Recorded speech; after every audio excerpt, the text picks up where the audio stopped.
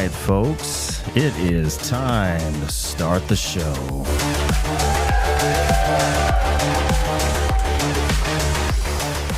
Yes. Oh, I love that crowd. Definitely. All right, folks, welcome to the Dark Stream, the official live stream of the Dark Mind podcast, where creativity and depravity take center stage. Writers, filmmakers, and bookstagrammers, this is your moment to shine and plug your masterpieces. So be sure to call in when I open the phone line. Along with the works we hear about on live calls, I'll also be doing some book and film reviews featuring some very talented artists.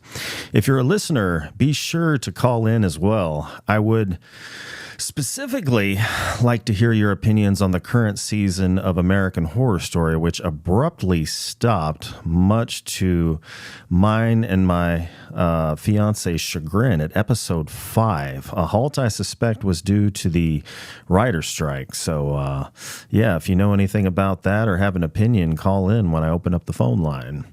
And as the backdrop, as always, I'll be playing some dark EDM to drive the mind and body into a frenzy.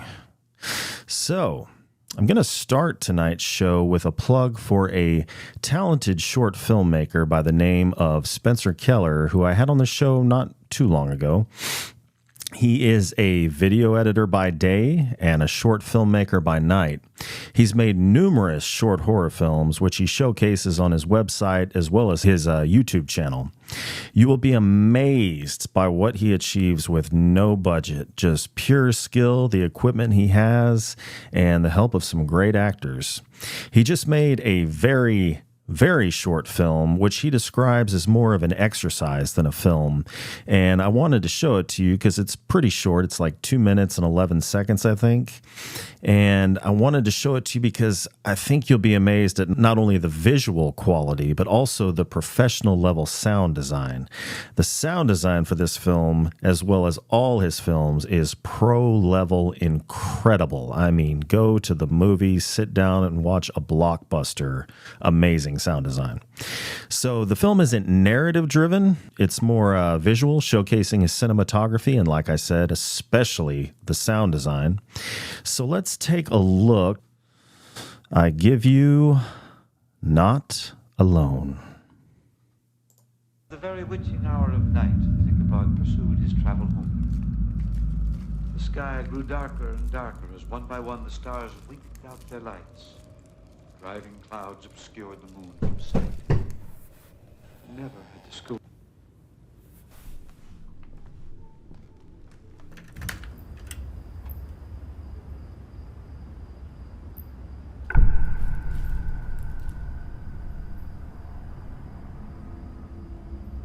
Hey, man.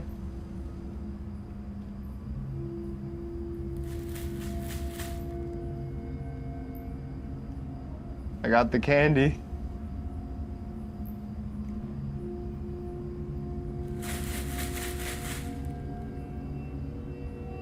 I'll just leave it here for you. You want it?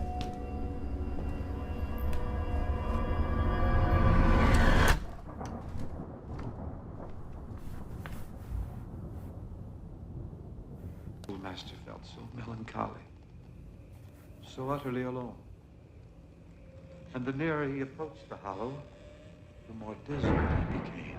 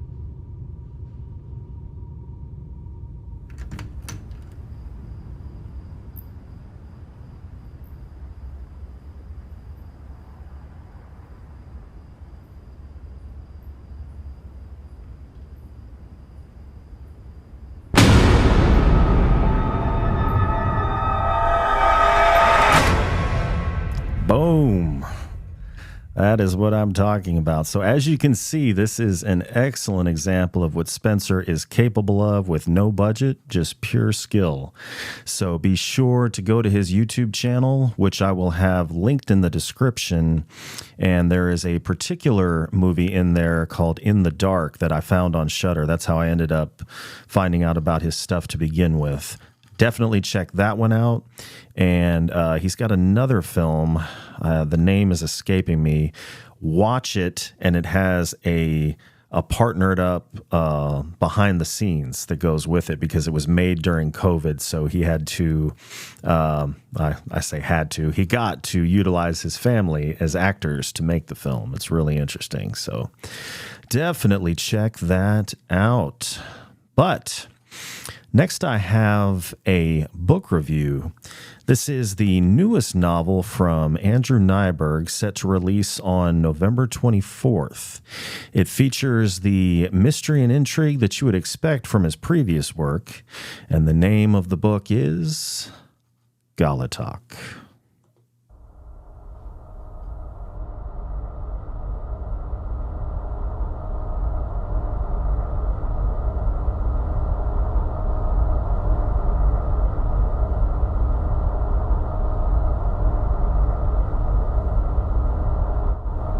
In post-nuclear Europe, Hamil Varka is sent to a remote island to probe the ruins of Gollitok prison.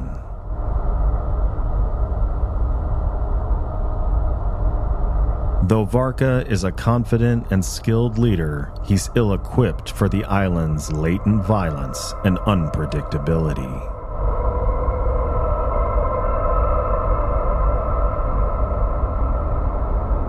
Even before their arrival on the island, one of Varka's colleagues suffers a grave injury after becoming the victim of a terrifying creature, and Varka is assaulted by a mutinous colleague.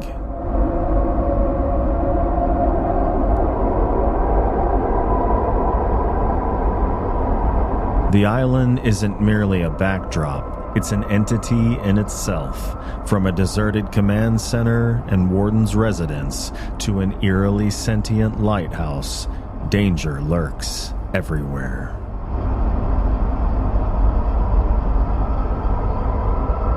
The persistent threat of smugglers using the island as a transit point mingles with fears of dormant pathogens.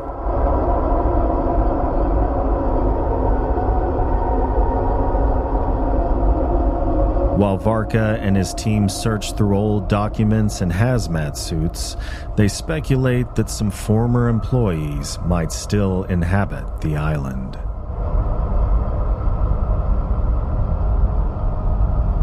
Tension mounts when Varka discerns that their mission's true objective remains hidden, with each member only informed of their specific tasks.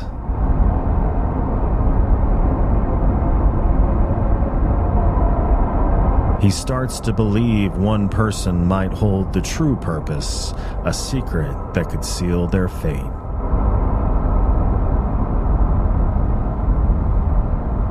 And as the narrative concludes, Varka comes to the realization that their potential end might be the only way to prevent the island from becoming an even greater menace.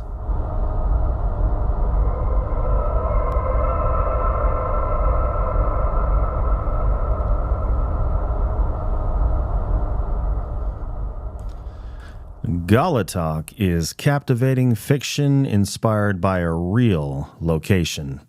Author Andrew Najberg based the story on the island of Gollitok, which was once the site of a political prison dubbed the Croatian Alcatraz because of its island setting and stringent security. Nyberg's own grandfather was in prison there, and if you want to find out why, be sure to listen to my upcoming episode with Andrew Najberg. The journey to the island is fraught with peril, while the island itself teems with suspense. Najberg masterfully heightens the tension, maintaining a consistent pace to sustain reader engagement. The climax is so extraordinary that even Najberg was taken aback by his own creation. Available on Amazon. Links are in the description. All right, we have royalty in the chat. Danny Dreadful, the Queen of Dread, gave birth to a prince not too long ago. So, how are you? So actually now we are going to see if I can get Mr. Najberg on the phone and talk to him about his new upcoming book. So if you will bear with me for just a second, going to take a brief break. Please enjoy the chat, and I am going to see if I can get a hold of Mr. Najberg. Cause so many time passed by. Don't know why I'm losing my mind. Ego was so strong inside. I said in my All right, folks, I have on the phone the author of Gollitok and the Mobius Door, Mr. Andrew Najberg.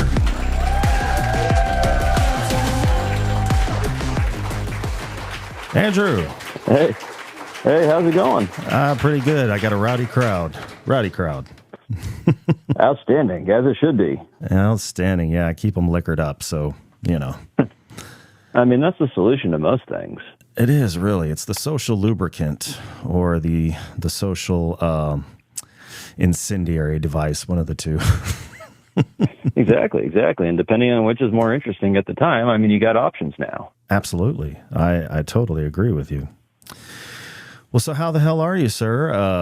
Had you on the podcast recently. I let the viewers know to, I kind of baited them a little bit. I mentioned that the upcoming book was based on an internment camp that your grandfather had stayed in, but the only way I would tell them what he was there for is if they listen to the podcast. So don't let that slip. I need to keep them like on the hook. Oh, that's fair. I mean, I, at some point, I kind of hope to actually write a bit of that story out in a more nonfiction sense. It's a pretty good one. Yeah. Yeah, I could see you, especially with your academic background, writing a hell of a nonfiction. Yeah, that's one of those things that's always been kind of on my radar. And then I sit down and start taking notes on a few ideas, and then I suddenly decide that there's this short story I really need to write, or that, I also have this other idea that I need to start turning into, see what it turns into, and then it becomes a book. Yeah, so it's easy to get hijacked by the creative flow of some fiction. Oh, absolutely. Well, and then, the difficulty of nonfiction is when you spend a lot of time working in fiction and in poetry where you have control over the details to create your meaning, suddenly, you're working in a much more rigid format where you can, there's ways to take license with the truth while still holding the boundaries of creative nonfiction. There's ways to select details to present a particular narrative or idea, but there are still limitations to what you can do. And, sometimes when you need your character in order to convey the point to be talking to a robot, nonfiction doesn't work so well. Yeah. I just noticed that your colleague, Mr. Blaine Daigle, is in the chat. Oh, very cool. He's like, I heard that Gollitok book is pretty decent. He's BS with the crowd. He told me privately that it was amazing. I'm definitely really proud of it, to be honest. It was a very driven book to write. It came unusually painlessly there's always work and exhaustion that goes into it, where you're 212 pages in and you just don't think it's ever going to end. Mm-hmm. But at the same time, it was one of those books where almost every step of the way I just knew what happened next. Yeah. And I'm trying to remember, you said you used sort of a skeletal outline and you kind of pants in between. Was that what I remember?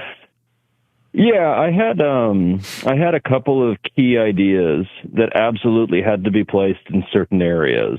So, like, just for example, with this is one I can do without spoiling anything. One of my favorite sequences starts with their investigation of the disciplinary hall, and one of the earliest design points I had was what I think of as the set piece when they first enter into that hallway or into that structure. And that was one of those pieces that I knew would have to happen with two specific characters present, and that it would set in motion an investigative sequence that is one of my favorite parts of the novel.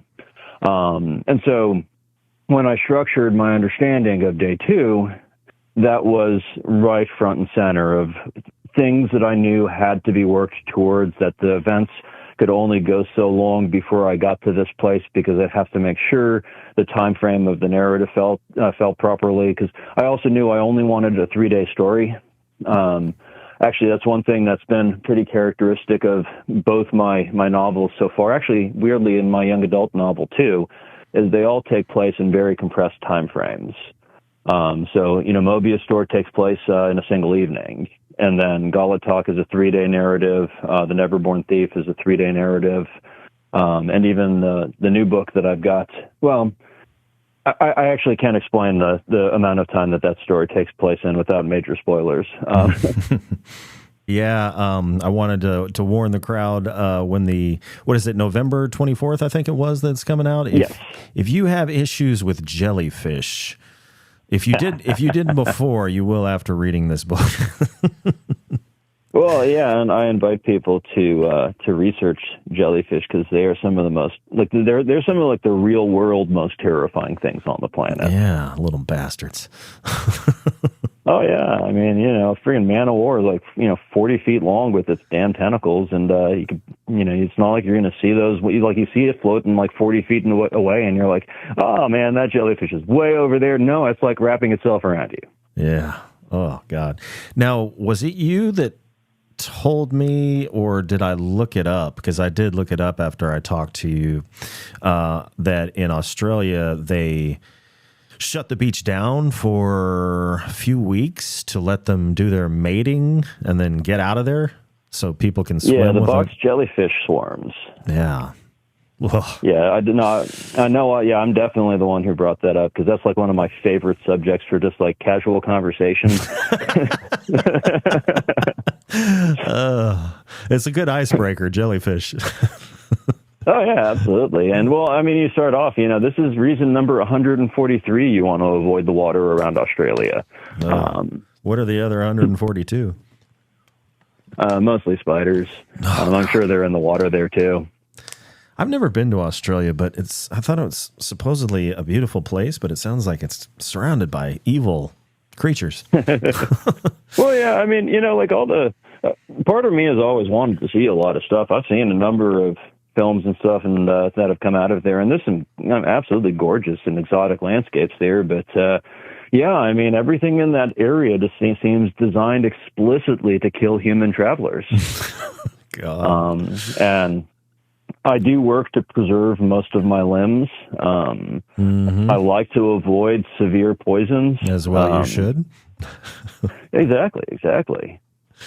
Yeah, I've always been told that the land is beautiful and the people are beautiful. So maybe the people are beautiful because they're in shape from running from these evil hybrid creatures. You gotta imagine it's an important pastime. Mm-hmm. Mm. How do the Aboriginals deal with that stuff? I mean, they must have an immune system that's insane. Surely they get bit by God only knows what. Well, I mean, I think to some extent it just boils down to a really simple premise. They know what the fuck they're doing. Yeah. That goes a long way. It's part of the reason I don't want to go to Australia is that, I'm pretty sure that I would immediately, walk out of the airport, step into some grass, stick my foot down into a funnel web spider hole, and, get bitten there, trip, roll into the ocean, get stung by some box jellyfish. And while I crawl to shore, I'll have to fight at least one saltwater alligator, and then maybe a swarm of apparently friendly looking kangaroos will come up, and then they'll just start pummeling the shit out of me with their legs. And that's going to be the end of my trip to Australia, because I do not know how to survive there. The kangaroos are worth it, though. God bless those marsupials. Oh, well, did you add anything to your website as far as with regard to Gollitok or anything upcoming? Not yet. Not yet. Okay. I'm planning. I'm planning on doing a major update in about 2 weeks. Okay. Right before the launch. And I forget, what was the timeline on the one you were in the editing process, or you're still writing it? Well, so I have 3 things coming out, and then a book that I'm revising right now. Okay. So I've got Gollitok on the 24th. Then the January 26th is the release date for The Neverborn Thief, and I'm actually in the process of going back and forth on the cover with the artist for that, which has been pretty exciting. Nice. And then in November next year, I have a short story collection called In Those Fading Stars coming out. And then right now I've finished a full draft of a new novel that I'm incredibly excited about, and I need to do a major revision pass through it, especially for language, just to strengthen the voice of the piece. But this semester has gotten exceedingly busy teaching-wise, and so I have a hunch it's going to be right at the beginning of December when I have a time to properly pay attention to that and wrap it up for submission. Okay. Yeah, I've got a picture of you looking very. What's the word? Scholarly. I think it's taken at the university. So, yeah. Yeah, I do have a couple of those. I'm actually peer reviewing a horror article right now, which is pretty interesting. Oh. That's my first, that'll actually be my first foray into traditional academic publishing. So you said horror, like an academic article related to horror in what way? Well, it's from a collection of articles that explores different tropes in the horror genre. And so this one is exploring the use of body horror in video games. Oh, okay. That's very very niche. I'm actually pretty I was randomly assigned the chapter, I think, but it actually literally I played through all of the games that it mentions in it, so I'm actually really excited about it. Nice. And you refresh my memory. You have some sort of either an interest or a specialty in Japanese fiction? Yes. Yeah. Okay. Yeah. I've been studying Japanese magical realism for a long time, and this semester I'm teaching for my first Japanese horror class as well. So, we actually just yesterday started the conversation about the novel version of Audition, which I'm really excited about. It's actually weirdly not the most. It's one of the tamer books we're looking at. We just finished Sayaka Murata's Earthlings, which that's a wild ride. If you haven't read that one, I highly recommend it. But just be warned, it also comes with a lot of trigger warnings. I'm splatterpunk all the way. I've read some of Judith Sonnet's works that have made me just about, not just about. I dry heaved a few times, but I made it through. I soldiered on. So yeah. I mean, if you can do Sonnet's work, you'll be fine with Murata. But it's totally worth the read. But compared to that, Audition is traditional, old fashioned literature. But it's also a great story, and it's got a pretty spectacular ending that I'm really looking forward to their responses to. So nice. So 3 coming out, 1 in revision. Peer reviewing a horror article and teaching Japanese magical realism. You are like that sounds about it. You're like a mad scientist almost. If there's a literary equivalent, I would love to earn that title. Yeah, well, I bequeath that title on you. All right. Well, anything else you'd like to let the viewers know about? Honestly, I think that's about it for now. I've got the audiobook of the Mobius Store coming on November 21st, and I don't want to let that slide. If you're an audio listener, I'm really excited about that. All right. Will do. I will add that to the links in the description. So looking forward to your upcoming work, and I'm looking forward to getting the episode that we just recorded out there. So Yeah, I'm excited about that. I'll definitely spread the word. all right. Well, All right. you and the family have a good night, and thanks for jumping on the phone for a few minutes. Absolutely. Thanks for having me on again. I hope to talk to you again. Absolutely. Have a good one. All right, you too. Bye. Bye. All right, folks. Great call. Great call. Let me make sure. Yeah, we're good. Oh, Australia has sharks too. Goddamn sharks. Yeah. Oh, Dark Violet Dreams. Hello. Feel free to call in when I open up the phone line. I'd love to hear from a bookstagrammer. Love watching those. Well, let's see what we got. I have another author by the name of Guy Quintero, which I'm sure there's a lot of people familiar with, especially in the Bookstagram community, and he is getting very close to releasing his next supernatural, actually I would say military supernatural thriller. So I'm going to once again take a quick break and see if I can get him on the phone. So stand by, folks, and I will be right back.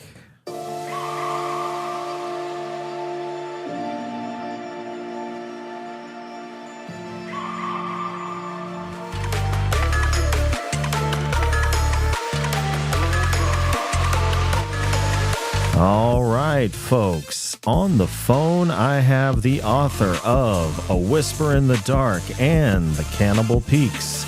Ladies and gentlemen, Guy Quintero.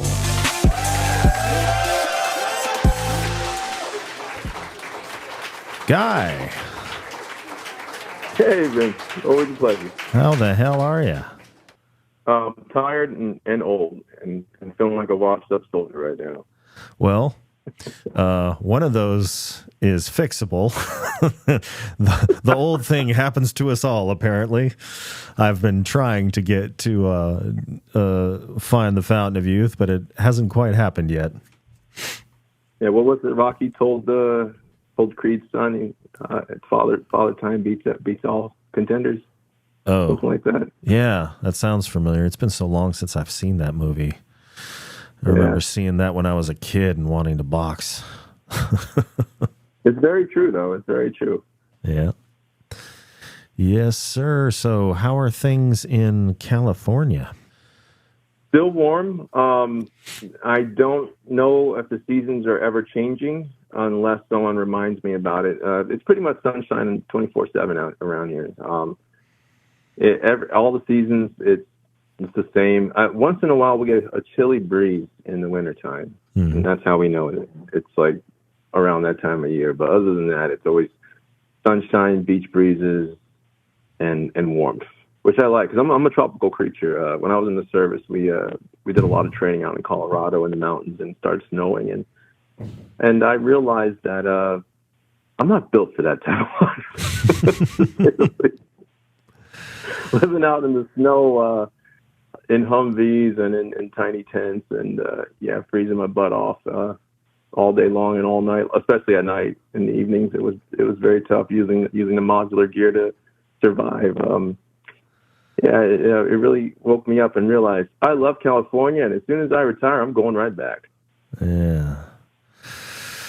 Well, I wanted to see, I know you've got a book coming out that I wanted you to tell everybody about, but I thought a good way to go about it was to kind of premiere this book trailer that you just came out with, give everybody a taste of that, and then you can kind of expound on like, what the hell did we just see type of thing. Oh, yes, please. Yes, please. It's for everyone to enjoy. Every dollar that I make off of my books goes to other creators and other artists out there. I try to always make sure that I pay it forward and help other people live out their dreams, because so many people have supported me and purchased my novels and on so many platforms. And I always try to remember to pass that love forward. So there's so many of us, so many actors, the main acting family, Carl and his son Gavin, just awesome people, very talented young man that has a bright future ahead of him.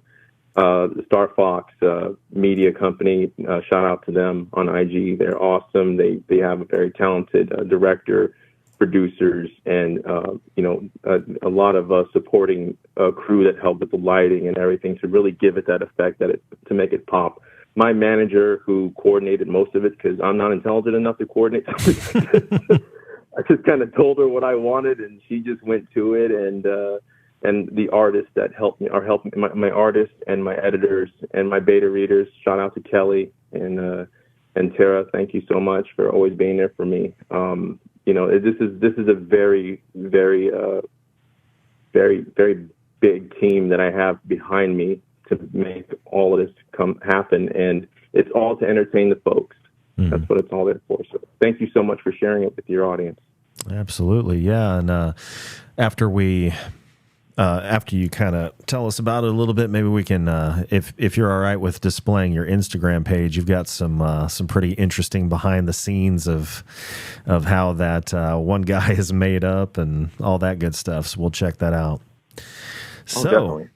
Ladies and gentlemen, the premiere of the trailer for Door to Darkness.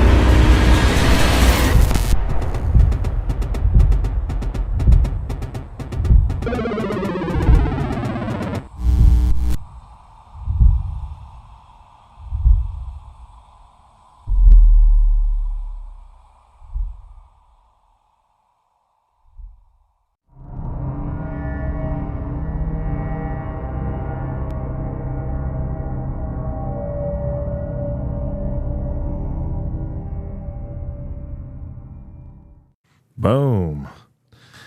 Now, I noticed that was a minute right on the dot, or at least that's what it said on YouTube. Was that for like a YouTube short? That was, yeah. We were trying to, Nash, who's the director and the editor, she was trying to keep it short and sweet. We don't want, we're not trying to make a full theatrical production, but something that fits on the reel. Yeah, because I mean the YouTube shorts are limited right at a minute, so you could throw that on a short and have that floating around. So, yes, sir. So tell us, what did I just witness? What you witnessed was young Joey Ridgemont having his soul pilfered by a denizen of a realm called Pandemonium. Okay, and this realm was once visited by a little girl who was psychically gifted. And when she awoken from her coma from visiting this place and having an out-of-body experience that took her there, she recounted her tales to a gentleman named Lewis Carroll, and he wrote them down as The Adventures of Alice in Wonderland. She ended up recounting her adventures and her visions that she saw and the denizens that she encountered in kind of a whimsical fashion. But when the agents go down there to retrieve the souls of those children who were attacked in the present day, they realize that they're not dealing with whimsical beings. They're dealing with some pretty sadistic, insane, demonic entities that exist, that are essentially energy vampires and sleep paralysis demons that we know about in urban lore and mythology. Mm-hmm. And the 10-6 on the hat, is that just something I'm going to have to read about? Is that like spoiler to reveal what's going on there? Well, 10-6 on the hat is usually there's a few meanings for that. Uh-huh. It's an improper fraction for one, so it kind of shows the mindset of who you're dealing with. But also, the Mad Hatter wore it as well, and hatters were known to charge 10-6 of a pence. Okay. Back in older days, and that's what they usually charged for their services. Yeah, so that's the main villain, the Mad Hatter, also known as in urban lore and urban mythology as the Hat Man. And many people have spoken about encountering him and dealing with him. And this is not just fiction. This is accounted for in a lot of documentaries about individuals dealing with him and suffering sleep paralysis and having out-of-body experiences when he or other shadowy denizens show up. And they always report seeing a man, tall man, with very lanky features, wearing a top hat in their bedroom in the evenings, or sometimes in the living room. One woman reported taking a nap on her couch and woke up with him leaning over her, smiling. So that's where a lot of the inspiration for that character comes from. And I've created an amalgamation of the two. And he is he's one of the main antagonists of this novel, and he's collecting souls along with other of the denizens, and they're known as the Kukui, the Rakshasa, throughout our culture, and throughout various cultures around the world. But we know them here in the United States as the boogeymen. And so I don't know if you're monitoring this at all right now, but I have your Instagram page queued up here. Some of the behind-the-scenes photos. The gentleman, what is his name? Where is he? Carl Maines? Yeah. Yes. Got some pictures of him being made up here. Now, where was this shot at? That was actually shot in my mother's house. Oh, yeah. She has a very large house, and we were able to accommodate everyone there. And we were trying so hard to find a proper set that would, it was very difficult because when it came down to it, a lot of places don't really show children's bedrooms on sets. They look too adult. So my mother still had a room that was perfect, so we ended up filming most of it there. Okay, gotcha. And who's the professional makeup artist there? That is Haley Carmody. Okay. She is an awesome individual and friend of mine and my manager. She's a wonderfully talented lady, sweetheart. She came last minute and rushed down and helped us out and managed to fit us in, and really did an amazing job making Carl into the Mad Hatter. Without her, it probably wouldn't have been nearly as creepy.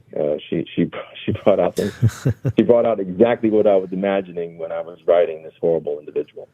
Yeah. And she just opened up a salon, another salon in San Diego, in the La Jolla area, I believe. Don't quote me on that, but if anyone else is looking for makeup services, hair services, nail services, she is amazing. She does it all. She does cosplay, she does weddings, and even other formal events. So Haley Carmody Artistry on Instagram. Check her out if you guys ever need services in the Southern California area. And I'm exploring your website here. You've still got the everything broken down like a military operation. Mission control. I try to immerse my readers. Yeah. Yeah. Whisper in the Dark, Cannibal Peaks, and Door to Darkness. Sample chapter coming soon. So stay tuned to the website for this sample chapter. Yes, sir. Yes, sir. I'm it's still in my editor's hands. This novel is twice as long as the other two. The previous ones leaned a little more on plot. This one's going to lean more. This one's going to blend plot with more character development. We delve into the trauma that the main protagonist, who's kind of an anti-hero, his name is Gabriel Agapito, and he's the commander of Butcher Team. Why he does what he does, because he doesn't function like a normal agent. He's very rogue, outside of the box, unconventional methods of fighting. Whether it's dealing with other members of the task force, which is called Task Force Looking Glass, or dealing with the denizens that they're tasked to hunt, the vectors that they have to fight and apprehend. So he's very unorthodox. He gets yelled at a lot by Howler, Assistant Director Howler, who will be leading the operation, along with Madame Dupree, who makes another appearance in this one. All right. Sounds good. Well, it was a very, very good trailer. I was scrolling through your website and I saw a video that had a plate with some severed fingers. Was that from the first book and I just never saw it? Or is that something new? Yeah, you're absolutely right. That was from the first novel, A Whisper in the Dark. That's one of the things Edgewale does. And he will be returning soon, by the way. Some of you fans out there that have been asking about him, he was a fan favorite. But one of the things Edgewale does is he understands that if you're trying to bring out negative energy, and humans generate energy depending upon the stress or the mood that they're in, manipulating the acidic layers requires time and effort. And sometimes if you're trying to manipulate in a negative way, very sadistic methods. And he usually pulls his victims apart piece by piece, keeping them alive, but allowing them to suffer, and keeping them alive and allowing them to suffer so that they saturate the layers with negative energy so he can do what he needs to do, which is usually call some vile demon force to do his bidding. So did you release that around the same time as you did the first one where you were playing Edgewale? Yes, that's correct. It should be the ending of the one of the first trailers. There's two trailers that I released with The Whisper in the Dark. The one where he's taking apart actor Carl Maines. Because Carl has also made an appearance in that one as a victim. You know what? I remember it now. Okay, man, you talk about getting old. I'm getting old. And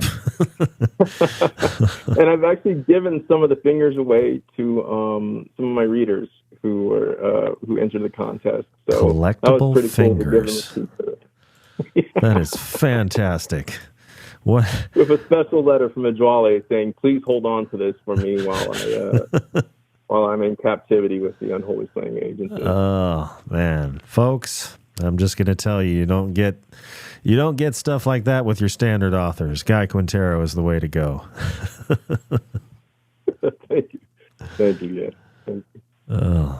Well, we look forward to it. I appreciate you letting me play that and see what's going on. Is there anything else you'd like to plug? Anything else we need to know about, or we just need to remain waiting with bated breath? I will hopefully be announcing more character profiles soon so that people can get to know the team before the operation begins. And explaining some of the nuances that I used for the story, which is going to go deeper than your traditional horror story. And I would also like to say that everything that we do here on my team to make these novels happen is done by people. There's no AI. There's nothing. I don't even use Grammarly. There's nothing. It's just people living out their dreams. So like I said, every dollar that I make, I pay it forward to other individuals. Every novel that I write, I'm sitting down at the desk writing it myself for hours on end. So thank you all so much for supporting my dream. And thank you for allowing me to entertain you. Absolutely. Well said, sir. And thank you for having me, Vince. It's always a pleasure talking with you. Absolutely. Always. Thank you, sir. Well, you have a good night, and we'll be in touch. I'm looking forward to this copy of the new book I keep hearing about. Definitely. As soon as it's ready, I'm going to shoot you over a copy, bud. Sweet. I'm on it. All right, brother. Talk to you later. Talk to you later, brother. Bye. All right. Great call. Great call. Ooh. Well, chat seemed to slow down a little bit. That's okay. Let's see what else we got here. Yeah, I think think I'm going to open up the phone line, see if any filmmakers, authors, bookstagrammers will call in. I'd love to hear from you. The number to dial is 469-364-9906. That number again is 469-364-9906.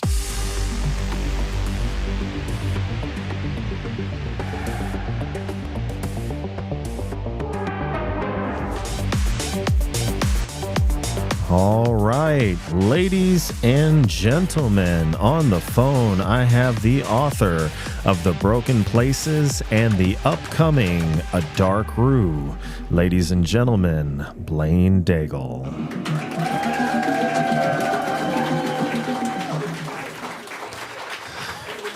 Blaine. How's it going? I am good. How are you doing, kind sir? I am doing well. It has been, how long has it been since you've been on the show? I think I was on in September, if I'm not mistaken. Yeah. Okay. I have no concept of time. It's weird. Same here. Yes. You had released The Broken Places at the time. Actually, I think it had been out for a little while by then, but great folk horror. Anybody that's not familiar with Mr. Daigle, if you are a fan of folk horror, a la, I don't know, who would you consider a contemporary? The Broken Places was pretty much written with Adam Neville all over my sleeve. So that's what I was thinking. Yeah, Adam Neville is. What was the most recent one he came out with? I know he's got a new one coming out, but there's one I think he just announced. Yeah, he has All the Fiends of Hell that's coming out next year. Yes. Which based on what I've seen from his newsletter, it seems like it's a very different kind of story, which I'm interested in. But he wrote, I think his most recent one was The Vessel. That's what it was. Yeah. Yeah, And before that, he wrote Cunning Folk, which as time has gone on, that book has, in my mind, skyrocketed to the top of his bibliography. That book is fantastic. Really? Yeah. Yeah, that was recommended to me by Braden Riddick. And how many of his books have been optioned and actually made into films? God, I know the Ritual Yes. and No One Gets Out Alive are the two that got made, but I think I vaguely remember him in. It may have been on the This Is Horror podcast where he was saying that almost all of his books have been optioned. It's just those are the two that got made. Yeah, it's not uncommon for novels to get optioned, but I mean, as with anything, whether it's being adapted from a novel or just a screenplay, that expression I've heard is movies don't get made. Right. Oh God, it's got to be demoralizing after a while. It's got to be, but I think he'll be okay. He seems like he's doing pretty well for himself. Oh yeah, I wasn't talking about him personally. I just meant in general the business, being a screenwriter or a novelist that is looking forward to getting stuff made into a movie. I just hear. Especially now. Can you imagine being a writer that had gotten their book picked up or optioned because of the writer's strike? And all the studios are looking for fresh IPs, and then all of a sudden the strike ends, and your stuff gets thrown back to you. Yeah, that's got to be a horrible feeling. What is going on with the writer's strike? I thought it was resolved and it was over, but it's not. Oh, that's news to me. I thought it was over. Well, maybe I'm wrong. Is there anybody in the chat that knows what's going on? I thought they had come to some kind of preliminary decision that was going to end it. Yeah, that's why I figured it was over, but then I heard that it's not that simple somehow. So, Danielle says, I think the actors are on strike now still. So the writer's strike got solved. The SAG strike is still going on then. Yeah, because because they came in, I think they ended up coming in when they started talking about scanning people's bodies and using them in Right. using them in perpetuity with I don't know if it was just. I thought I remembered it being for extras, scanning people's bodies and being able to use their image in perpetuity as background people, Right. people in the background or something like that. But wasn't there also the issue of I guess it was, what movie was it? My God, I think it was The Flash that basically just AI'd all these actors in they did Nicolas Cage as Superman, they put him in the movie, and apparently he was furious because it's even he's not showing up and doing those scenes. It's his likeness with zero monetary value for it. Wow. That's crazy. Yeah, I had I'm not going to say his name or the book he wrote. I'm going to keep people on the hook, but this Tuesday my podcast episode is going to be a gentleman that is an AI researcher, and he's a head researcher for a company, and then he also started a company where he studies issues with the intersection of AI, artificial intelligence, and what's the human determinism, I think. I don't know. I can't remember. The guy's way more intelligent than I am. So some of the stuff was hard to follow, but it was really interesting. How the things you think, the science fiction dystopian stuff that you think you have to worry about really isn't what you have to worry about. There's other stuff you have to worry about that you don't even think about. So, yeah, that's going to be an interesting episode this Tuesday. Like cosmic horror. It's just all the dark things lurking that we don't even know are there. Yeah, yeah. I mean, I guess Black Mirror, but I guess Black Mirror is, to me, it seems like technological advancements where they don't think anything bad's going to happen. They think it's going to be nothing but benevolent. Yeah. Yeah. Well, so anyway, we're talking about everything but your upcoming novel, A Dark Rue. Yeah. Very Louisiana-ish, talking about the Rue. oh, absolutely. I bet you can make a hell of a Rue, sir. My wife is actually the Rue expert. Okay, I bet your wife can make a hell of a Rue. we actually, it finally got cold in Louisiana this week, so we actually made some gumbo. Oh, nice. And does she make it from scratch? She does. Oh, yeah. God. So she spends hours just stirring that around? I wouldn't say out. Yeah. I guess that would be hours, but I guess I'm exaggerating. Maybe not quite that long. Yeah, she doesn't quite go that dark where it needs to sit there and simmer that long. But no, the story is absolutely it bleeds Louisiana. It definitely does. Outstanding. From a Louisiana native. For better or for worse. So last time you called in, you were telling us about it, were you not? Yeah, at that point it was still in. I think when I called in last, it was preparing to be released up for early reviews, and now it's been out for about a month or maybe 2 months, I believe. Okay. So it's at a fairly steady stream of early reviews, and they all seem really, really positive. I'm very happy with what I've seen so far. Are we talking about on Goodreads or? Yeah, most of them are on Goodreads. It's through NetGalley, which is, the general place to get early reviews. Not all of them get posted to Goodreads, but most do. All right. Let's see what we got here. Do you have kind of a blurb about A Dark Rue up on your website? Yeah, actually I do. It's pretty short. It's not quite a full. Well, yeah, I guess that's what you're looking for, is a short blurb. Yeah. Let's see here.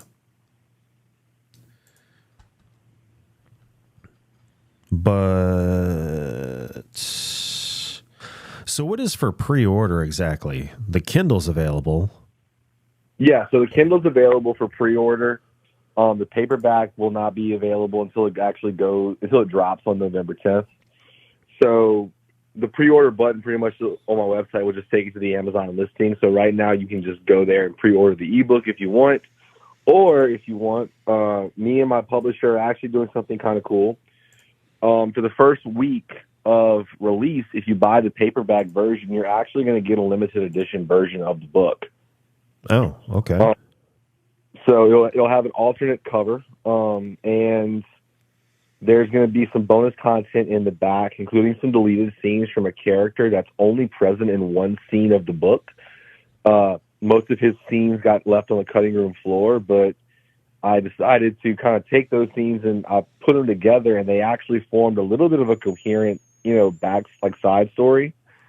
So I decided I wanted to offer that as a little extra for readers who bought the paperback edition in that first week, as well as a few character sketches that I had done. Okay. I'm just scrolling through your website here. Let's see. Goodreads. What do we got here?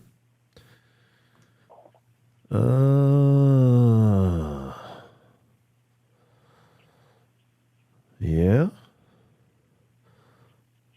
Average rating 4.37. Nice. And that's out of 43 ratings here on Goodreads. Doing quite well, sir.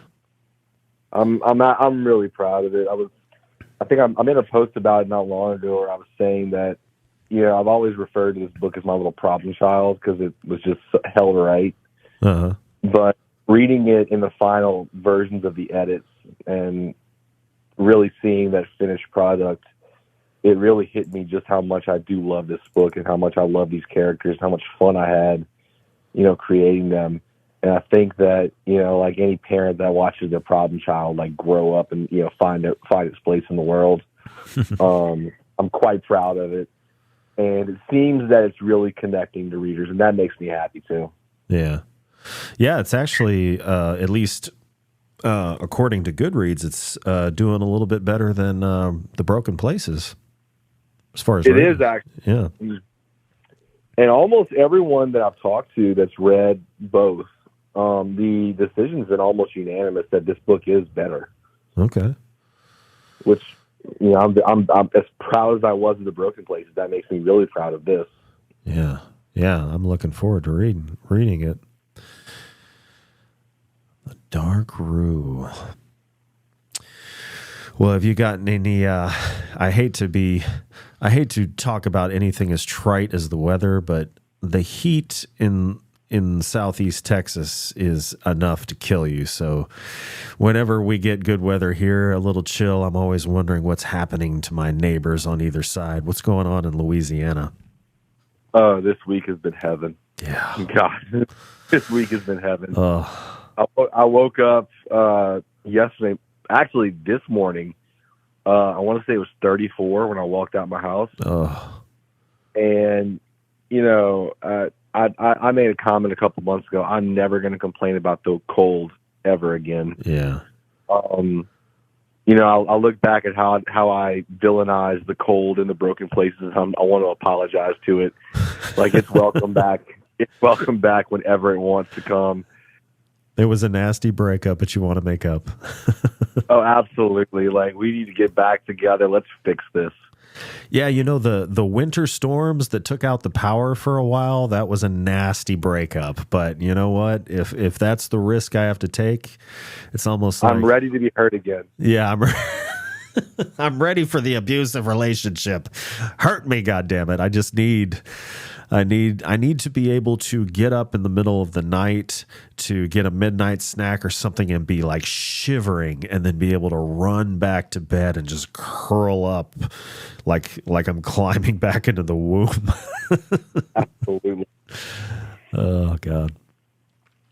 Well, man, I am getting stopped up. I'm going to have to, at some point, put this on pause and take some pharmaceutical dilating agents.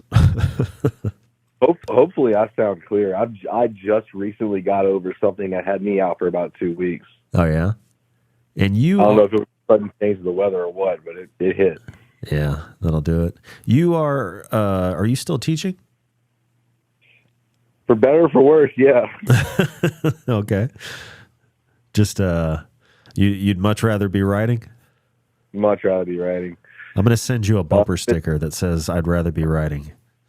Yeah, well, this year in particular it's probably been the most challenging in my professional career, at least in teaching. And it's hard for me to pin down whether or not it's really any worse than a previous year has been, or if it's just now I've kind of gotten a taste of this particular part of my life, and I like it so much that it's like I don't want to do anything else besides this. So maybe it's my mind is making it so much worse than it actually is. But yeah. Yeah. I know the feeling. I'd love to quit the day job and be a full-time podcaster. Maybe one day. Yeah, maybe one day. But yeah, just it was actually kind of funny. I was telling my wife, the Broken Places was set in the Yukon, but all that cold and stuff like that, and it comes out in March, which as well as I do that March in Louisiana and Texas is not exactly early spring. Like it's like 88 degrees. Yeah. And then this book, which is just dripping with hot humidity, gets released in November. I am happy to announce that my third book has just been picked up as well. Oh. It's titled A Dark and Endless Sea. It's a nautical horror. Uh-huh. So that was recently picked up, I want to say 2 weeks ago.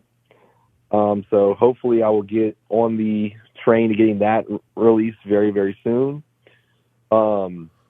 As I mentioned, if you are interested and you purchase the paperback version of A Dark Rue, that during the first week and the first week only, you'll get the special limited edition. It was a cool little idea that me and the publisher had that I think is just really kind of neat. And in the month of November, while checking out my book, I will also implore everyone listening to also check out Andrew Najberg's Gollitok. I cannot stress just how good that freaking book is. Oh, yeah. Truly, truly check that out. It's going to be a fun month over at Wicked House. Uh-huh. So, is A Dark Rue Wicked House? Yes. And the new one? Yes, all three are going to be through Wicked. Sweet. I know better than to leave a good thing. Hell yeah. Yeah. I have I think not this Tuesday, but next Tuesday, I think David Blair, his episode's coming out. Firebug. Awesome. He's a great dude. Yeah, another Wicked House gem. And his book, if you're in the holiday spirit, I'm sure they'll talk about it, but Firebug is perfect for it. Set during Christmas. Yeah. Great little story. I didn't even think about that. Yeah. Great little story. Yes, indeed. All righty, my friend. Well, I appreciate you calling in. I gotta do something about my nose, man. Yeah, I was about to say, go fix your nose, man. Yeah. All right, sir. We look forward to the new book. I look forward to reading it, and I look forward to having you on the show again. Awesome. I'm really looking forward to it. Absolutely. You and the missus and the children have a good night. You as well. All right, later. Take care. Bye. All right, folks. Great calls. I am going to open up the phone line and try to do something about unstopping my nose simultaneously. So, the number to dial is 469-364-9906.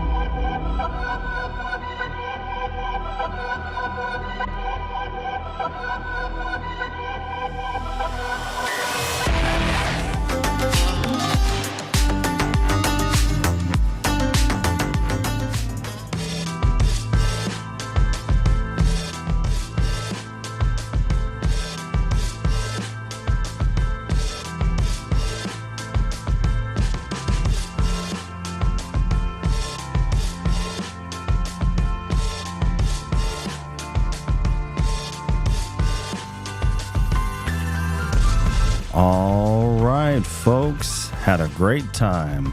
Thank you to everyone that tuned in, called in, and got into the chat. Special thanks to Andrew Najberg, Guy Quintero, and Blaine Daigle. Be sure to tune in this Tuesday when I will be joined by a writer of nonfiction that will guide you into the amazing yet terrifying age of artificial intelligence.